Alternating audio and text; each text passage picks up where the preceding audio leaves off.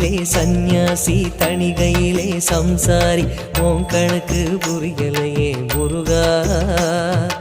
ஆறு படை மீதிலே 100 முகம் காட்டுற ஆறுதலை தேடுற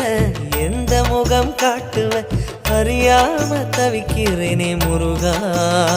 இந்த அப்பாவி கேட்பதென்ன தவறா ஆறு படை முருகனுக்கு அரோகரா நாங்க ஆறுதல தேடுகிறோம் அரோகரா